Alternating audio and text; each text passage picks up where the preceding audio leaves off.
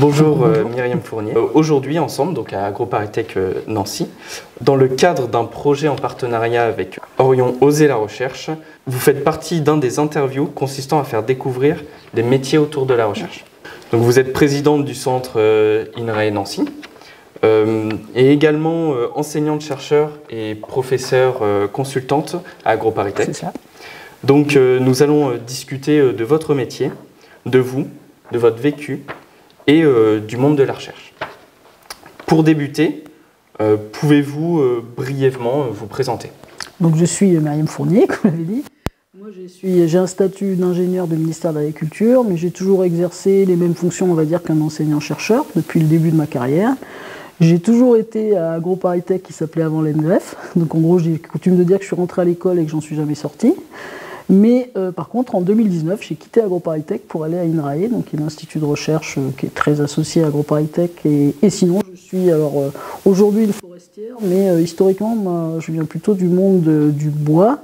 Et en gros, mon parcours scientifique, ça a été d'abord plutôt la physique et la mécanique du bois, mais appliqué à comment les arbres tiennent debout. Donc, ça m'a amené à faire de la biologie. J'avais une très grosse envie d'aller travailler sous les tropiques, donc j'ai passé 8 années en Guyane. Là, je me suis intéressé à l'écologie, puis je suis un peu passé de l'arbre à la forêt. Et puis après, on m'a proposé du coup de venir à AgroParisTech à Nancy pour prendre un poste à l'époque un peu d'enseignant-chercheur un peu classique où je devais prendre la suite de quelqu'un qui enseignait les sciences du bois en fait aux ingénieurs et aux masters en fait ici.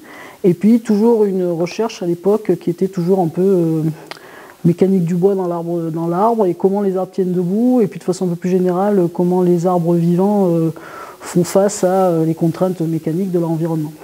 Et puis petit à petit, donc ça c'était en 2006, hein, ça fait un certain temps, et puis petit à petit, alors j'avais déjà dirigé, parce qu'en fait souvent vous vous faites rattraper dans une carrière de chercheur par une montée en responsabilité, en fait, hein, donc au début vous êtes... quand on fait sa thèse, on a son sujet de recherche et puis on a le plaisir d'ailleurs de faire un peu l'expert sur son domaine. Puis après, très rapidement, en fait, on doit organiser la recherche des autres. En fait. Et donc en Guyane, j'avais déjà eu l'occasion de créer et de diriger une unité de recherche, donc un labo en fait. Et puis à Nancy, je me suis fait un peu rattraper. On m'a demandé aussi de rediriger un labo après 2 ans ici, qui s'appelait à l'époque le LERFOB, aujourd'hui qui est devenu ce qu'on appelle l'UMR Sylva. Et donc ça je l'ai fait jusqu'en 2015, et puis en 2015 on m'a demandé de prendre la direction de l'école, donc je suis devenue directrice du campus AgroParisTech, donc là j'ai plutôt, la recherche a toujours été un peu en fil rouge, mais là j'étais plutôt pris des responsabilités, on va dire, d'encadrement pédagogique, et puis du coup 2019, présidente du centre INRAE Grand Est, enfin INRA d'abord et puis INRAE depuis 2020 Grand Est Nancy, c'est... basiquement, c'est déjà la représentation du PDG d'INRAE dans la région. Voilà. Une participation à tous les projets de site, donc par exemple Orion, c'est le projet où, c'était mon prédécesseur, c'était pas moi, mais on construit Orion. Voilà. Donc aujourd'hui, si vous faites ce projet-là, c'est grâce un peu à nous.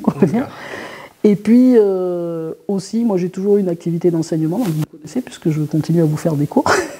Et puis une activité de recherche. Et en fait, aujourd'hui, mes sujets de recherche, j'ai commencé par la mécanique du bois dans l'arbre, je suis passé un peu à l'écologie des arbres dans les forêts, avec une vision un peu tropicale et tempérée. Et quand je suis revenu à Nancy, ce qui était évident pour moi, c'était que les forêts, moi j'avais plutôt l'habitude des forêts tropicales humides primaires, en fait, hein, où l'homme est très peu présent, en fait, ou sinon il les dérange plutôt. C'est des forêts qui ont été peu impactées par l'homme. Et puis en fait, ici, la forêt française, elle est façonnée par l'homme depuis...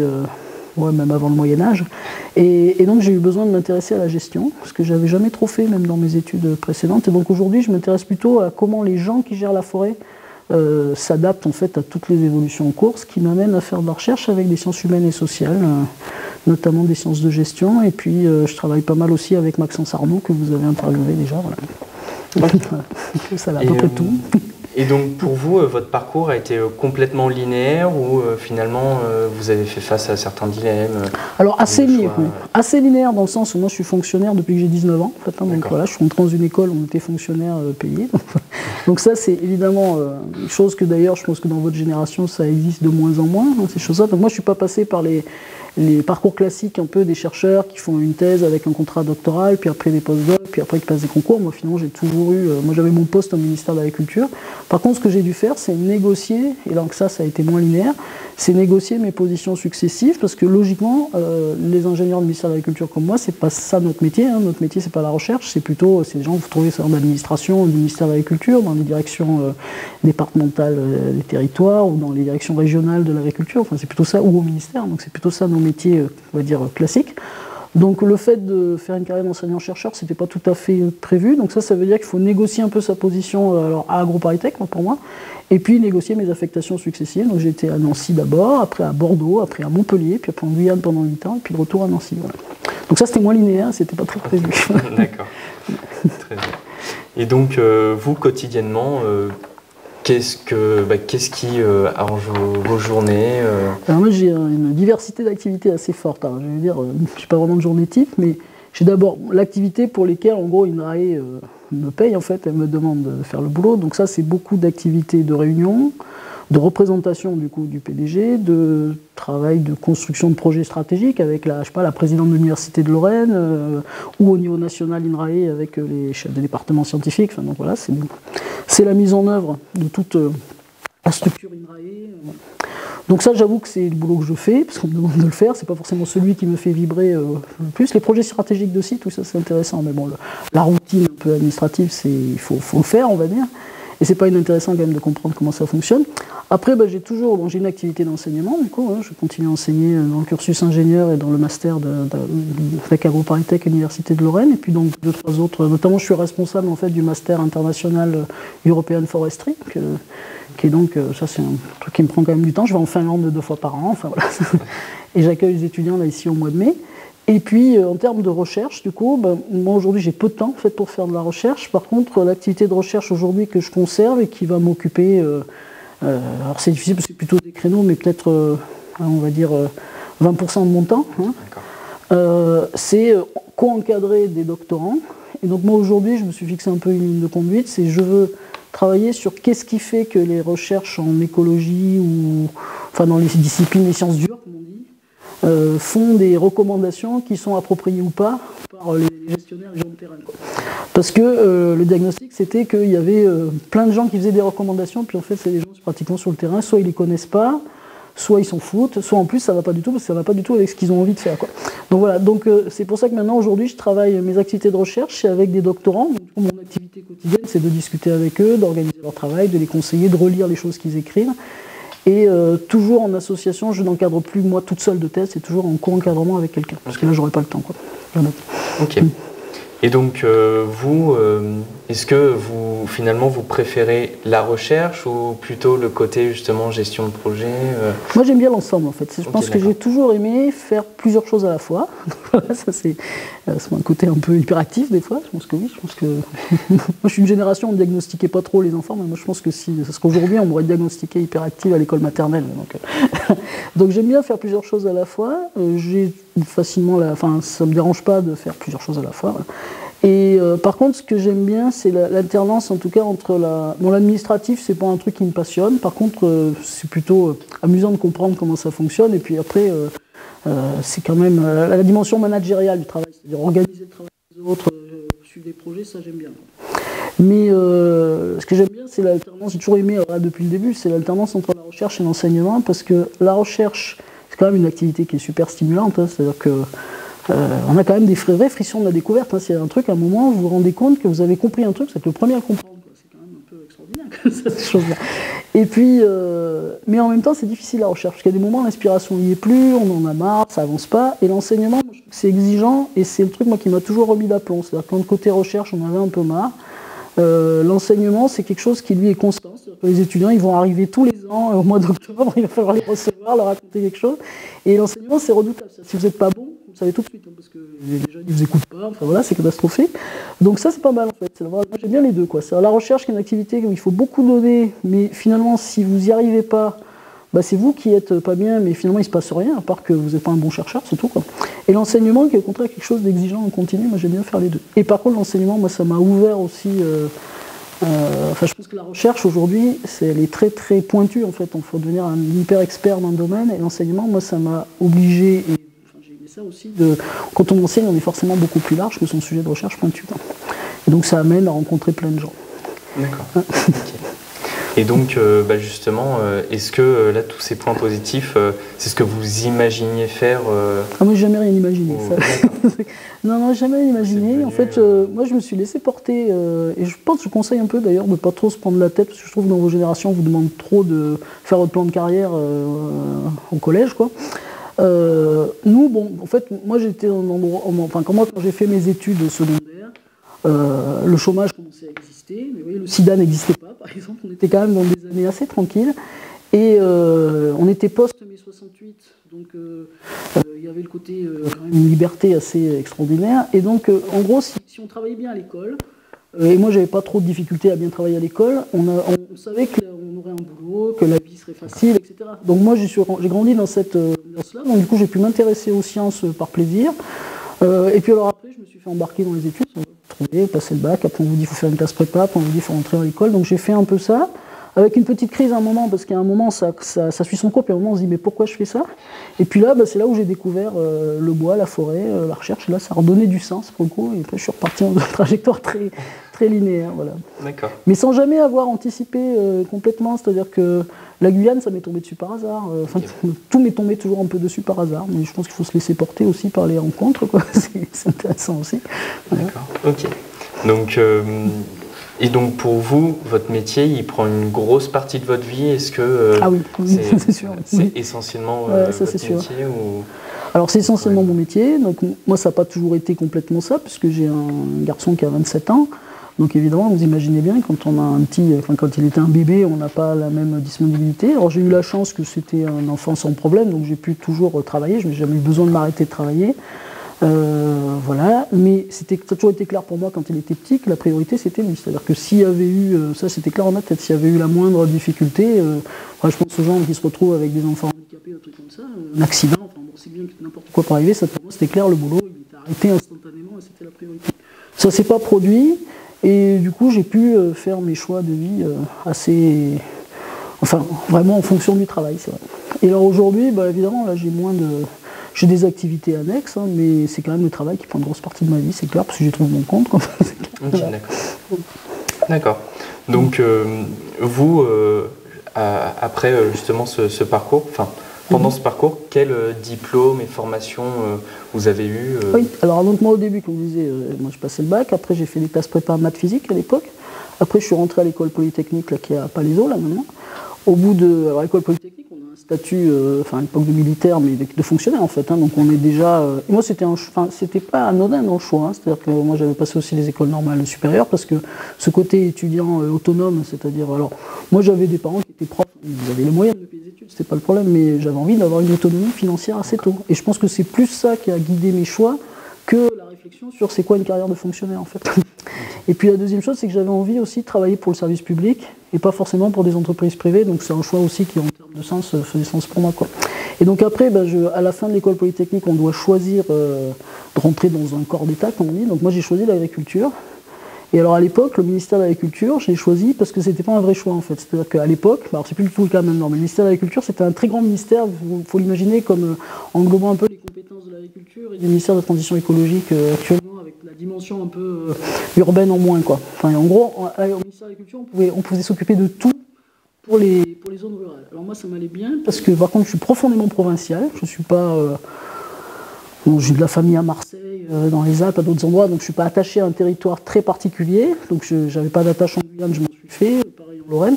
Mais par contre, je pense que j'ai jamais imaginé que je pouvais faire une carrière à Paris. Donc du coup, le ministère de l'Agriculture m'allait bien pour ça, quoi. Ok. Et donc, vous... Oui, alors après, dans les diplômes, j'ai oublié, après j'ai fait une thèse, du coup. Donc je suis docteur d'ici, en fait, hein, de l'Institut national polytechnique de Lorraine, à l'époque. Et puis après, quand j'étais à Bordeaux, j'ai passé ce qu'on appelle l'habilitation à diriger des recherches. Et donc, mais là, on est déjà en fonction comme chercheur quand on fait ça. Voilà, donc ça, c'est tous mes diplômes. D'accord, ok. Et donc vous, est-ce que vous observez que les élèves ont un peu votre même profil en termes pas de formation, mais de diplôme, par exemple doctorat, tout ça dans la recherche, ou est-ce que justement vous voyez une amélioration, une différence Alors une différence, en tout cas à l'INRA de l'époque, qui est donc à l'INRA aujourd'hui, qu'on a très bien perçue à un moment, c'est une différence qu'on a vraiment beaucoup bien perçue, c'est une hyper spécialisation entre guillemets de la recherche, c'est-à-dire un besoin de gens qui soient extrêmement performants, en début de carrière au moins, sur des techniques, des concepts assez pointus. Alors que je pense qu'à l'INRA, historiquement avant, il y avait beaucoup d'ingénieurs agronomes qui étaient quand même plus des généralistes. Et aujourd'hui, on est en train de réaliser qu'on le paye un peu parce qu'on aurait besoin de gens avec un profil un spectre un peu large pour être capable d'appréhender, comme on dit, des questions de façon un peu systémique et pas juste par un petit bout de la lorgnette. Enfin, pour un exemple très concret, par exemple, aujourd'hui, en France, la recherche sur les écosystèmes forestiers, vous avez des spécialistes des sols, des spécialistes de la photosynthèse, des spécialistes des sciences du bois, enfin tout ça, mais des fois il manque des gens pour appréhender des problèmes un peu de compromis entre tout ça ou globaux, quoi. Donc voilà. Et c'est pour ça aussi que je me suis engagé dans des formations comme la vôtre, qui sont justement beaucoup plus à la fois thématiques mais assez transversales. D'accord, voilà. Ok. Et donc en foresterie, est-ce que là vous avez un peu parlé généralement, et en foresterie, est-ce que vous pensez que c'est pareil, il faut absolument être spécialisé ou... Alors la foresterie, l'évolution que je vois, moi, depuis qu'on a pris conscience que le changement climatique existe, en fait, et puis pas que ça, en fait, toutes ces incertitudes du monde moderne. Moi, je dis toujours, quand j'ai commencé à travailler, les praticiens de la forêt, les gestionnaires forestiers, n'avaient aucune demande par rapport à la recherche, en fait. Ils disaient, on gère la forêt depuis Louis XIV, et la foresterie, ça se transmettait plus... Les vieux ingénieurs qui étaient performants, ils apprenaient aux jeunes, et puis voilà, c'était un système qui s'entretenait comme ça. Et depuis peut-être 20 ans, peut-être un peu plus, là pour le coup c'est la panique complète, parce que le changement climatique, ça fout en l'air en fait tous les référentiels. En fait, voilà. En foresterie, il y a une base de la gestion forestière, c'est on arrive à un endroit, on regarde quel est le milieu, et on fait pousser en gros les arbres qui poussent bien à cet endroit-là, quoi. Sauf que là, le climat il va changer, dans 7 ans, c'est pas les mêmes. Et donc il y a plein de décisions. Puis on a appris aussi qu'il y avait la forêt, c'était pas que des arbres à faire pousser, c'était aussi des écosystèmes, de la biodiversité, un monde souterrain, les services à rendre, c'est de plus en plus compliqué. Les gens ils veulent du bois, mais ils veulent aussi se promener. Voilà. Donc c'est beaucoup plus compliqué qu'avant de gérer la forêt. Il y a beaucoup plus d'incertitudes et d'inconnus. Donc aujourd'hui, il y a une très forte demande des gestionnaires par rapport à la recherche, que les chercheurs ne savent pas forcément y répondre, mais là on est là pour chercher ensemble, quoi. D'accord, ok. Et donc pour vous, qu'est-ce qu'une forêt? Alors pour moi, qu'est-ce qu'une forêt? Alors, la définition de la FAO, en fait, la définition officielle d'une forêt, c'est que dans une forêt, il faut qu'il y ait des arbres, il faut qu'il y en ait suffisamment, donc voilà, il faut d'une certaine surface, et puis après, on dit qu'un alignement, par exemple, c'est pas une forêt. Alors ça c'est une forêt. Après, deuxième chose, c'est qu'il ne faut pas, ça c'est toujours plus difficile à définir, il ne faut pas qu'il y ait d'usage agricole. Alors la grande différence pour moi entre l'agriculture et la forêt, c'est que l'agriculture, elle est faite pour nourrir les gens. Donc un verger, c'est pas une forêt, par exemple. Quand l'usage agricole ou l'huile de palme, par exemple, ça peut pas être une forêt. Par contre, moi, j'ai pas d'avis... Moi, les palmiers, pour moi, c'est des arbres, même s'ils n'ont pas... c'est pas des gymnospermes. Enfin, d'un point de vue botanique, c'est pas des arbres, mais dès qu'un truc est un peu grand, ça s'appelle un arbre. Et après, moi, ce qui m'intéresse dans la forêt aujourd'hui, c'est les gens qui vivent de la forêt, autour de la forêt, avec la forêt ou pour la forêt. Voilà, c'est plutôt ça. Donc une forêt, c'est tout ça à la fois. Je vois pas très bien les animaux, moi, dans la forêt, par contre. Il y a des gens qui sont beaucoup plus... Moi, je suis très végétal, en fait, dans mon approche de la forêt. D'accord. Okay. Donc vous verrez pas les chercheurs faisant partie de la forêt comme des gens qui sont autour de la forêt, si, bien sûr. Okay, si, oui, ils font partie des gens qui sont avec la forêt. Okay.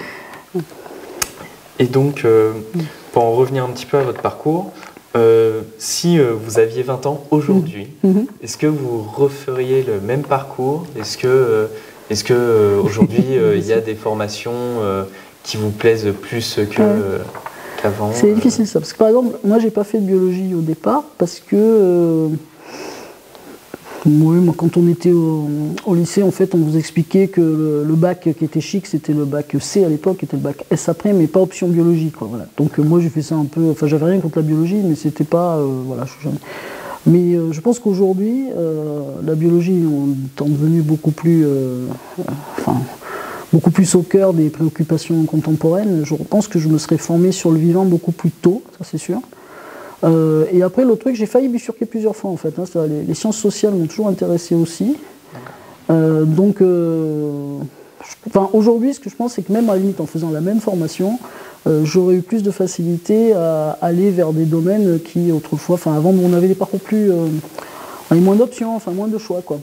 Alors je pense que pour vous, ce qui est difficile, c'est qu'il y a beaucoup de choix en fait. Du coup, il faut choisir. Nous, on avait moins de choix en fait. On vous proposait, enfin dans l'année, on choisissait 2 modules en fait. Tout le reste, c'était des obligatoires, puis on les suivait quoi. Il n'y a pas de choix. C'était plus facile quelque part.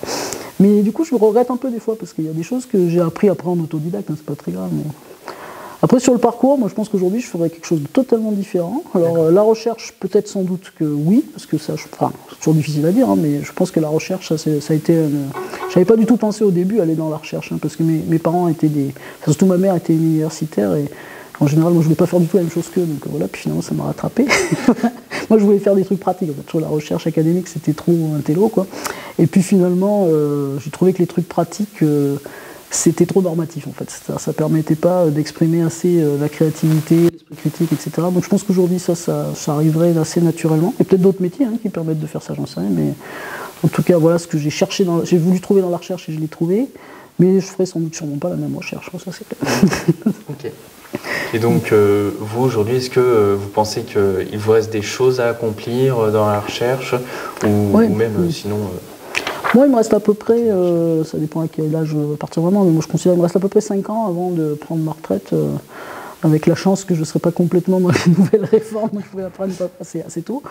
Et donc je me dis, dans les 5 ans qui restent, qu'est-ce que je veux faire? Je ne changerai sans doute pas de poste, je finirai dans le poste où je suis aujourd'hui, et puis avec la même activité. Et aujourd'hui, moi, vraiment ce que j'ai envie de faire dans les dernières années, c'est d'aider des jeunes à construire leur projet de thèse et à démarrer dans une carrière scientifique. Avec 2 idées, c'est que je sais qu'aujourd'hui, dans la recherche, on va manquer de cerveau, en fait. C'est-à-dire qu'après une période où les messages qu'on passait, si vous savez, dans la recherche, il y a très peu d'emplois, c'est très difficile.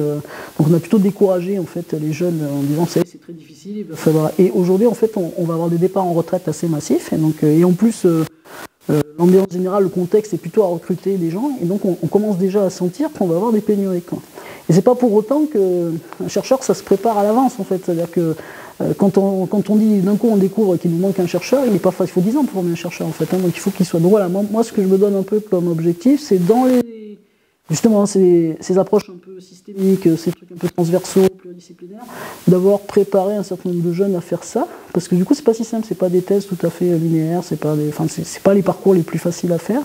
Et puis surtout, moi ce qui me plaît bien, c'est quand il y a des jeunes comme vous qui viennent me voir pendant leurs études et qui me disent j'ai envie de faire une thèse là-dessus, et donc après moi j'ouvre mon réseau, on construit le sujet ensemble, même si c'est pas du tout moi qui l'encadre au final, mais c'est de les aider à réaliser leur projet.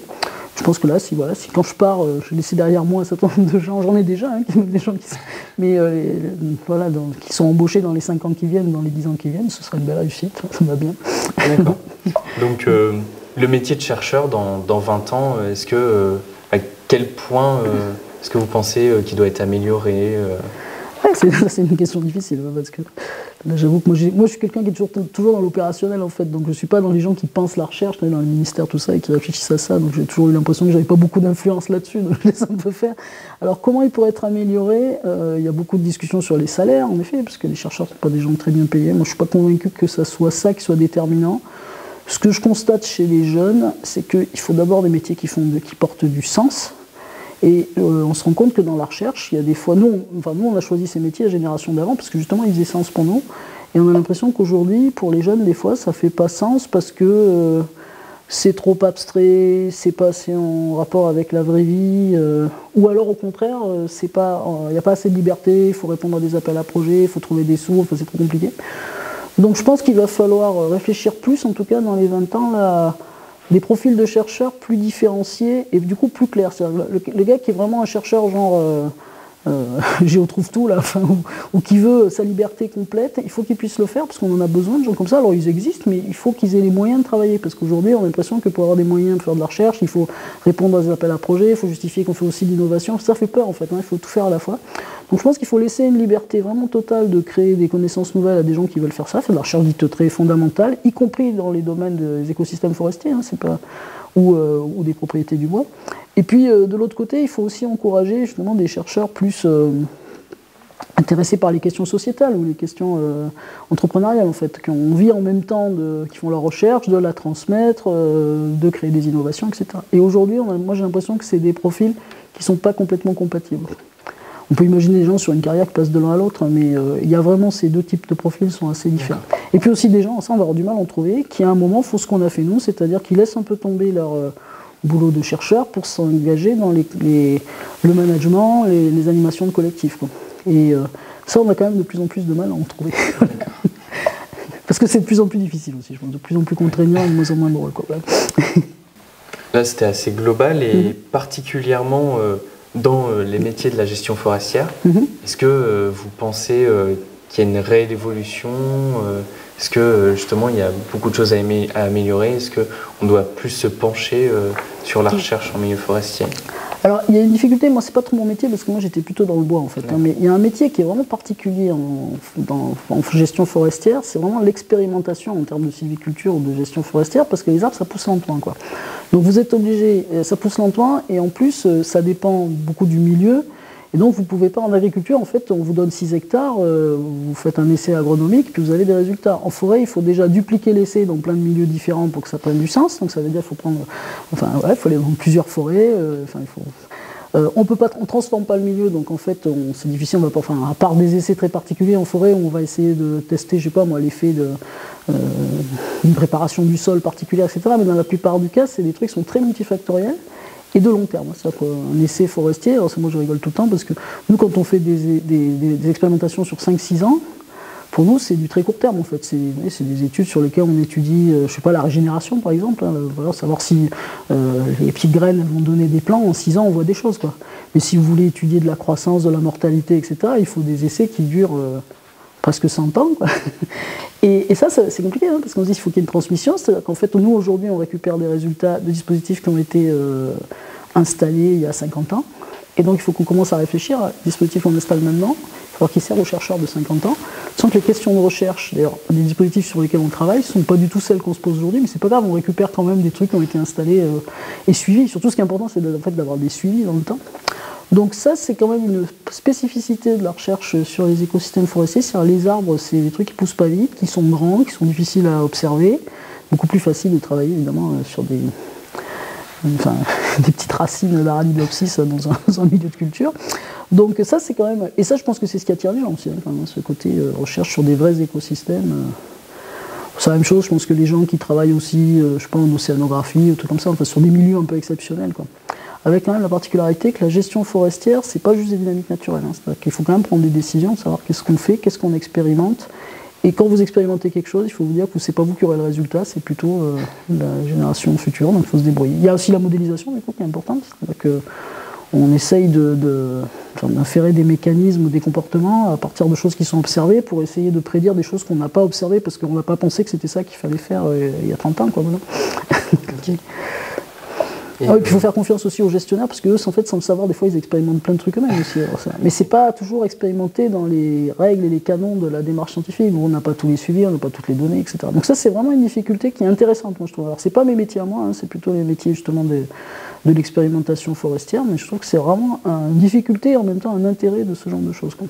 Donc on peut penser que la recherche pourrait justement se transposer sur d'autres métiers finalement Ah ouais, complètement. Oui. Alors ça, moi je suis convaincu de ça depuis longtemps. Et je pense qu'aujourd'hui ça prend encore plus de sens. C'est-à-dire la démarche scientifique, hein, c'est-à-dire savoir se poser des questions, analyser un contexte, se poser une question nouvelle, se donner les moyens de la résoudre avec rigueur, etc. Qu'on vous apprend et qu'on essaye de vous incarner dans la façon par exemple, de faire rédiger des rapports avec introduction, état de l'art, matériel et méthode, résultats, discussion, c'est vraiment les codes de la recherche scientifique, de la démarche scientifique. Et ça, je pense que ça s'adapte en fait à n'importe quoi, en fait, n'importe quel sujet. Et dans un monde comme aujourd'hui où l'information est illimitée et où on voit bien qu'il y a des trucs un peu viraux des fois, une fausse nouvelle peut se répandre très vite et devenir la vérité, ça c'est un combat qu'on pense tous les scientifiques ont envie de mener, d'inculquer à la société en général, pas qu'aux chercheurs, cette rigueur dans la démarche. En fait, on devrait apprendre aux jeunes, là, des fois, on va apprendre que ne croyez que ce que vous avez expérimenté vous-même, quoi. Sinon, mettez un peu en doute ce que les gens vous disent, quoi. Et donc, est-ce que vous pensez que même si un étudiant ne veut pas faire de la recherche son métier, est-ce que vous conseillerez quand même de faire un master et un doctorat Alors aujourd'hui, dans les masters, c'est une formation qui est par la recherche, mais qui n'est plus du tout pour la recherche. Avant, on faisait des DEA à l'époque, des diplômes d'études approfondies, qui étaient vraiment faits pour, très pointus du coup, et qui étaient faits pour Entrer dans le doctorat, c'était le débouché quasiment. Quand on n'entrait pas en doctorat après un DEA, c'est qu'on s'était trompé. Et il y avait d'autres formations universitaires. Aujourd'hui, le master, il est devenu unique. Donc, en fait, il vous prépare à tous les métiers à la fois. Et moi, je trouve que c'est une bonne chose, en fait, de nous avoir demandé à nous, les enseignants, de réfléchir à concevoir des formations qui conduisaient aux deux types de métiers. Parce que, d'abord, vous, ça vous permet éventuellement de bifurquer, si vous n'êtes pas obligé de faire des choix trop tôt. Et justement, si on considère quand même que la recherche elle doit aider la société à trouver des solutions, c'est quand même intéressant que ces gens-là, ils apprennent un peu comment les uns pensent et les autres, et les besoins des autres, quoi. Alors, moi, je trouve que ça, c'est une très bonne chose. Et on voit qu'aujourd'hui, alors c'était aussi une particularité française, c'est-à-dire qu'en France, on avait des écoles d'ingénieurs dans lesquelles on ne faisait pas de recherche, en fait, historiquement, ou très peu, parce que le modèle dominant, c'est, moi je dis toujours en rigolant, un ingénieur, c'est quelqu'un qui doit résoudre un problème en 6 mois, donc il n'a pas du tout le temps de mettre en place une démarche de recherche. Il a 6 mois pour résoudre un problème, donc il cherche dans sa boîte à outils, dans tout ce qu'il a appris, il est très intelligent et très malin, ça n'est pas de problème, il trouve une solution. Et un chercheur, c'est quelqu'un qui a plutôt 3 ans, on va dire, pour résoudre un problème, voire plus. Et aujourd'hui, on est quand même de plus en plus, y compris dans les entreprises très pratiques, on est quand même plutôt à devoir résoudre des problèmes compliqués qui demandent plutôt 3 ans que 6 mois, quoi. Sinon, on reste toujours dans la reproduction, finalement, des vieilles méthodes. Et du coup, on voit que dans les écoles d'ingénieurs, on sait beaucoup plus la recherche qu'avant. Mais ça, c'était le modèle un peu français, hein, parce que le modèle américain, par exemple, eux, tous les emplois des entreprises qui, chez nous, étaient occupés par des ingénieurs, étaient occupés par des gens qui sortaient d'université, qui, du coup, avaient des formations comme la vôtre aujourd'hui, hein, qui étaient beaucoup plus formés par la recherche. Et on a toujours dit que c'était d'ailleurs un peu un frein, en fait, en France, en fait, les entreprises, alors c'est en train de changer un peu aussi, mais investissaient peu dans la R&D et la recherche, parce que, spontanément, aux États-Unis, le patron de la boîte, en fait, il est passé par un labo. Donc quand il a un problème, il se retourne vers son labo. Alors que nous, il était passé dans une école d'ingénieur, je ne savais même pas que ça existait, les labos, quoi.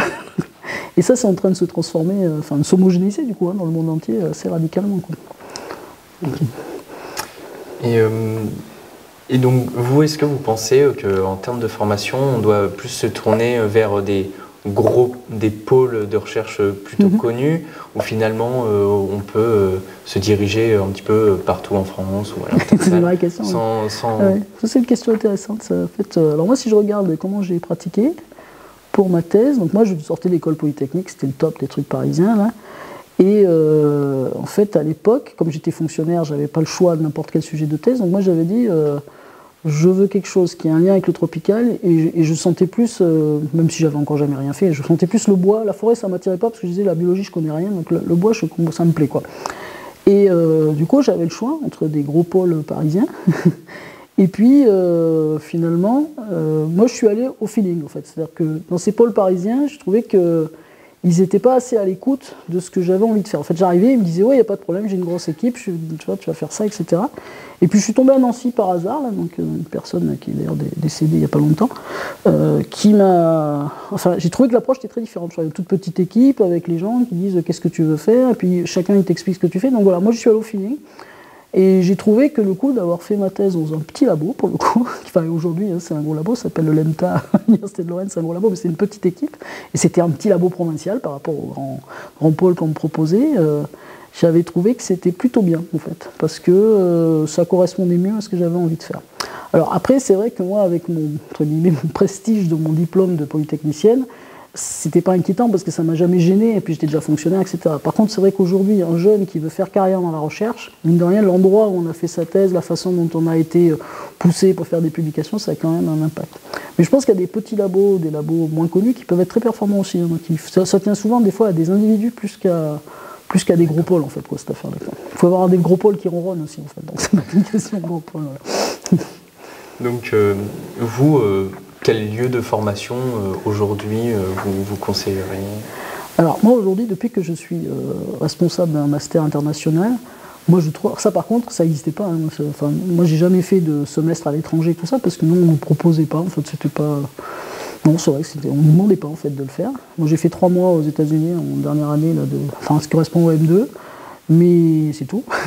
Et aujourd'hui, moi, ça serait ça. Enfin, je vois le Master European Forestry, c'est quand même génial, quoi. Ils se retrouvent une vingtaine de tous les pays du monde, ils se baladent dans 6 pays différents. Enfin, c'est extraordinaire, quoi. Donc moi, aujourd'hui, je conseillerais des formations qui... Surtout que l'Europe en a quand même pas mal en place. Donc les Erasmus, et puis les Master Mundus, là, qui sont quand même aussi assez extraordinaires, quoi. Voilà. Moi aujourd'hui, je pense qu'en effet, si je me formais, j'aurais visité beaucoup plus. J'ai choisi aussi la recherche parce que c'était un métier qui permettait de voyager, de rencontrer d'autres cultures. Mais je pense qu'aujourd'hui, je le mettrais plus en œuvre avant dans la formation. Donc finalement, la recherche à l'international est important au sens où... Ouais. Alors, je ne sais pas ce que ça va devenir avec à la fois Covid a un peu cassé quand même les échanges, et puis aujourd'hui, ce besoin d'avoir des bilans carbone positifs. Donc on voit bien aujourd'hui dans les labos, le bilan carbone des chercheurs qui prenaient l'avion une fois par an, là, c'est minimum, c'était pas terrible, quoi. Donc on se pose plein de questions là-dessus, hein. Mais moi je trouve que, alors c'est vrai que la visio a progressé, mais moi je me dis, je réfléchis comment moi je suis rentré dans des réseaux professionnels internationaux. C'est en allant dans des colloques, mais c'est pas la conférence dans le colloque qui fait ça, c'est tous les à côté, c'est d'aller au resto le soir, d'aller boire des coups, etc., puis même découvrir le pays dans lequel on est. Donc ça, je me dis, si ça n'existe plus, ou ça existe de façon très limitée, ça va quand même être un peu tristouné, quoi, la recherche. Voilà. J'espère que quand même, il va rester des choses... Bon, alors après, quand même, les jeunes, ils voyagent pas mal, quoi, j'ai l'impression, donc... J'espère qu'on ne va pas vous contraindre par des conneries de billets d'avion. Hein, enfin. Bon, sinon, vous prendrez le temps, vous irez en train, en bateau, je sais pas quoi. Toujours aussi se débrouiller. Et donc, vous, aujourd'hui, quels conseils vous pouvez donner? Est-ce que vous conseilleriez aux jeunes de saisir les opportunités dans la recherche qui leur sont proposées, ou vraiment d'être bien réfléchis Moi, les deux, en fait, hein, c'est-à-dire que soit, en fait, moi, quelqu'un qui vient me voir en me disant, c'était le cas, vous avez interviewé Maxence Arnoux, c'était typiquement son cas, il n'avait pas du tout pensé à faire de la recherche, mais rapidement dans le master, il a eu envie de faire de la recherche. Ça correspond. Maintenant, on voit bien qu'il est embauché comme chercheur, donc ça correspondait bien à son tempérament, mais je pense qu'il n'y avait jamais tellement réfléchi dans ses études antérieures. Et moi, il était venu me voir en me disant, moi, je voudrais faire une thèse, donc, parce que vous avez bien vu, là, au master, on vous explique ce que c'est la recherche, ce que c'est... Donc, il m'avait dit, je veux faire une thèse, mais je ne veux pas faire une thèse en écologie, tout ça, moi, je veux faire une thèse sur les sujets qui me préoccupent, et un sujet qui me préoccupe, c'est la mobilisation des bois en petite forêt privée. Alors, moi, j'ai joué mon rôle de prof, j'ai dit, mais Maxence, c'est pas un sujet de thèse. Donc voilà, donc moi, j'aime bien ce côté de l'étudiant qui est sûr qu'il veut faire de la recherche parce qu'il est attiré par la démarche, etc., mais qui a un sujet un peu... inhabituel, et du coup on réfléchit à comment ce sujet, en tout cas sous cette grande thématique, on va en faire un sujet de thèse, c'est quoi la discipline, qui c'est qui va pouvoir encadrer ça, etc. Donc c'est ce qu'on a fait dans son cas, et puis je donne d'autres exemples. Et puis à l'opposé, vous avez des gens qui ne sont pas très définis. Moi je me rappelle à un moment quand j'étais à AgroParisTech, on me demandait d'expliquer la recherche aux élèves ingénieurs de première année, et je me rappelle une fille là, qui est à l'ONF maintenant. En gros, elle disait, moi je veux faire une thèse sur la forêt, bien sûr, parce qu'elle était à la FIF, hein, donc elle était future ingénieure forestière, mais dites-moi le sujet, moi je m'en fous en fait. Enfin, conseillez-moi, moi ça peut être de l'écologie, ça peut être ce que vous voulez, quoi. Et donc là, par contre, on était arrivé dans un truc, ça tombait bien, parce qu'on avait bien anticipé qu'on aurait des besoins de renouveler un peu des compétences en sciences du sol, en pédologie, et donc on l'a orienté là-dessus, puisqu'il n'y a plus qu'aujourd'hui, elle est R&D de l'ONF, c'est l'experte pédo de l'ONF, parce qu'ils en ont plus, en fait, tous les vieux sont partis à la retraite. Donc à mon avis, les deux, en fait, hein, mais voilà, les deux peuvent... Je pense qu'il faut, mais c'est comme dans tout métier, il faut savoir un peu qu'est-ce qui vous plaît, en fait. Est-ce que c'est plutôt des activités de terrain, de labo, voilà. Il faut bien penser que dans la recherche, il y a une grosse partie de rédaction, donc ça, il faut quand même aimer ça. Voilà. Puis après, le sujet, je pense qu'il faut se laisser porter aussi par les opportunités, quoi. Et les rencontres, surtout les rencontres, d'ailleurs, c'est plus important que les opportunités. Moi, dans ma vie, ça a été plus important, c'est les rencontres, en fait. C'est les gens que j'ai rencontrés, avec qui j'ai travaillé, et qui m'ont marqué sur la façon de faire, façon dont ils travaillaient, enfin voilà. Ok. Et donc, est-ce que vous avez d'autres conseils généraux pour les jeunes d'aujourd'hui Oui, alors moi j'ai l'impression qu'aujourd'hui, vous aurez plus de facilité peut-être que nous, et ça peut être aussi inquiétant, c'est à changer de boulot, en fait. Hein. C'est-à-dire... voilà. Et ça, par contre, c'est quand même assez important de se dire, c'est pas parce que je fais une thèse que je vais faire de la recherche. Donc ça, c'est quand même un truc qu'on dit beaucoup aujourd'hui, hein, qui était évident à l'étranger, qui n'était pas évident en France, puisque la thèse était un peu le diplôme qui reproduisait le système académique. Donc aujourd'hui, c'est plus le cas. Vous pouvez faire une thèse et puis après faire complètement autre chose. Alors ceci dit, on a plein d'exemples, même dans ma génération. Hein. Moi, j'avais un collègue qui avait à peu près le même parcours que moi, et puis finalement, à un moment, il en a eu marre, et il est rentré à Gaz de France et puis il a fait une carrière d'ingénieur managérial, enfin tout à fait classique, hein, donc ça a toujours existé en fait, hein, c'est pas nouveau. Mais je pense que vous aurez plus de facilité à faire des allers-retours par exemple, parce que nous on nous disait toujours, si tu quittes la recherche après la thèse et même la thèse plus postdoc, tu n'y reviendras jamais par exemple, c'était l'expérience, quoi. Je pense qu'aujourd'hui c'est pas vrai, on va récupérer des gens qui ont fait une carrière ailleurs et puis qui reviendront à la recherche après, et c'est même souhaitable en fait, parce qu'ils auront d'autres expériences, quoi. C'est vrai pour tous les métiers en fait. Moi je trouve que les enseignants aussi, ça serait pas mal que ce soit des gens des fois qui étaient un peu vus voir ailleurs, etc. Donc voilà, après c'est un vœu, hein, je ne sais pas comment ça va se passer, parce que vous arrivez dans une période difficile en fait, parce qu'on a l'impression que le marché de l'emploi n'a jamais été aussi ouvert. Honnêtement, aujourd'hui, moi je vous dis, en master, vous avez du boulot à la sortie du master sans difficulté en fait. Hein. Alors que ce n'était pas le cas, je me rappelle, les années de la crise 2008 et tout ça, c'était dur, hein, y compris pour les élèves ingénieurs.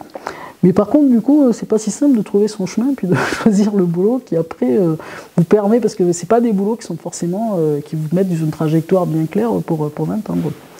Voilà, donc trouvez votre chemin, puis inventer des trucs que nous on n'a pas su faire, ça va pas mal. Et donc, est-ce que vous avez des livres à conseiller, de la lecture particulière qui peut justement soit amener à la recherche ou... Ouais, je suis en train de réfléchir. Qu'est-ce que c'est qu'il y a des livres, enfin oui, ou des expériences particulières. Ouais, c'est difficile à dire ça en fait, parce que moi aujourd'hui je suis assez, mais c'est parce que c'est mon truc du moment là, c'est-à-dire que je suis assez marqué par exemple par toutes les réflexions sur l'hybridation. Là, on a rencontré récemment, là, justement, ça c'est le site Lorraine qui m'a permis de rencontrer ça. Là, c'est pas à Orion, mais c'est Lorraine Université d'Excellence. On a une philosophe là qui est venue dans notre jury, pas notre jury, notre comité scientifique international qui s'appelle Gabrielle Alperne et qui est philosophe de l'hybridation. Donc, moi, c'est un truc que je trouve super génial. Donc voilà. Donc, vous pouvez essayer de lire ces livres, c'est assez intéressant. Donc elle en fait, elle dit que aujourd'hui, ce qui est intéressant, c'est les centaures là où c'est les exemples, c'est elle philosophe, hein, donc c'est vraiment un exemple de philo, mais c'est intéressant parce qu'elle dit qu'aujourd'hui, on est dans un monde compliqué et que donc ce qui va réussir, c'est pas les démarches, les trucs linéaires, très carrés, très pointus, c'est justement les gens qui sont capables de faire des ponts entre tout ça. Donc voilà, elle réfléchit un peu là-dessus. Donc ça, je peux vous conseiller ça, parce que c'est un peu ce que je lis en ce moment. Après, moi je suis pas mal marqué aussi en ce moment par la littérature Jean-Marc Jancovici, là, tout ce qui est, parce que j'ai besoin, là c'est plus une envie, c'est pas mon domaine, et j'ai besoin de comprendre ces enjeux un peu de l'énergie, des ordres de grandeur en fait, quoi, parce que j'aime bien dans les approches de Jean-Marc Jancovici, c'est sa vision vraiment de flux physique, et qui n'est pas une vision d'économiste, etc. C'est quelqu'un c'est un ingénieur en fait, quoi. Et je suis assez d'accord avec lui que ce qui va être quand même le problème du futur, c'est la planète, on ne peut pas augmenter son diamètre en fait, hein, donc il y a de plus en plus de gens dessus et qu'en plus on est des consommateurs de plus en plus exigeants, on va dire, ben, il faut trouver des solutions, quoi. Et ça, moi, voilà. Mais ça c'est plus, je veux dire, moi, c'est pas pour ma... ça inspire peut-être pas directement une démarche de recherche, mais ça me permet peut-être de comprendre le monde. Voilà. Et donc, est-ce que vous avez quelque chose d'autre à ajouter ou des points à aborder autour de la recherche, de la gestion forestière Ouais, alors, non, je vais revenir sur un truc que j'ai dit, mais peut-être pas assez, c'est que moi, quand même, l'expérience de la recherche, et je trouve qu'on ne le fait pas assez vivre dans la médiation, la vulgarisation, ou même les trucs qu'on fait faire, moi, je participe notamment à une initiative, je ne sais pas si vous connaissez, là, qui s'appelle Tous chercheurs, où on essaye de partager la démarche scientifique, etc., avec tout type de public. Mais c'est quand même le truc, moi, qui m'a motivé, c'est cette espèce de rite initiatique de la recherche. Je ne sais pas comment vous expliquer ça. Moi, je suis arrivé quand j'étais en master, là, comme vous, dans mon labo, donc pour le stage de M2, en gros, et j'assistais au séminaire labo, je ne comprenais rien.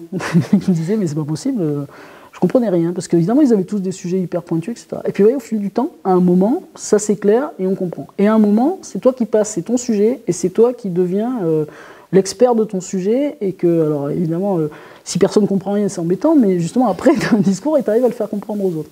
Et cette démarche qui est espèce de rite initiatique, hein, je ne posais pas d'autre mot, qui fait qu'à un moment, vous voyez ce qu'avant, vous ne voyez pas. Et moi, il y avait un bouquin qui m'avait beaucoup marqué à l'époque, qui n'a rien à voir avec ça, qui s'appelle comment ça s'appelle déjà ? Les yeux de ma chair, un truc comme ça. Donc c'est un roman, hein, enfin, c'est plutôt quelqu'un qui raconte un rite initiatique qu'il a vécu en Afrique, donc il est devenu chez les sorciers africains. Et en fait, ce qu'il décrit, c'est exactement cette expérience-là. C'est-à-dire qu'il explique comment il est devenu sorcier, et il explique à la fin que être sorcier, ça veut dire quoi ? Ça veut dire que quand vous vous retrouvez dans une assemblée avec des gens, avant vous voyez juste des gens, et une fois que tu as subi le rite d'initiation à la sorcellerie chez eux, quoi, enfin dans les tribus au Cameroun dans lesquelles il a été, il dit tu as une perception hyper aiguë de trucs qu'avant tu voyais pas. Tu vois que machin il aime pas truc, etc.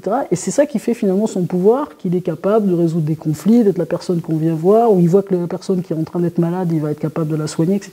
Et je trouve que la recherche, c'est exactement ce genre d'expérience. C'est un moment où vous voyez quelque chose qu'avant, en fait, vous ne compreniez rien. Voilà. Et ça, c'est quand même hyper valorisant, quoi. Et on le fait pas partager facilement, en fait, ce truc-là, mais c'est comme les rites initiatiques de la sorcellerie, hein, c'est pas si facile d'expliquer aux gens comment ça se passe. Ok. Voilà. Et donc maintenant, avec toutes les formations disponibles à ce genre de rite, vous pensez que c'est beaucoup plus accessible finalement Ah, parce que non, c'est parce que ça demande vraiment une expérience personnelle en fait. Hein. Ça s'enseigne pas en fait. C'est là qu'il faut. Vous pouvez pas le ressentir tant que vous n'avez pas fait votre propre apprentissage en fait. Ça, c'est pas en cours qu'on apprend ça. Hein. C'est par la pratique de recherche soi-même où on vit avec des gens, on arrive à apprivoiser le truc, etc. Quoi. Je pense que justement, ça peut pas être transmis complètement par l'éducation en fait. Ça, c'est vraiment quelque chose qui se transmet par la pratique. Quoi. D'accord. Donc comme des stages. C'est ça, ouais, exactement. Ouais. Okay. Stages d'immersion. Ok. Eh bien. Merci Madame Fournier d'avoir répondu à nos questions.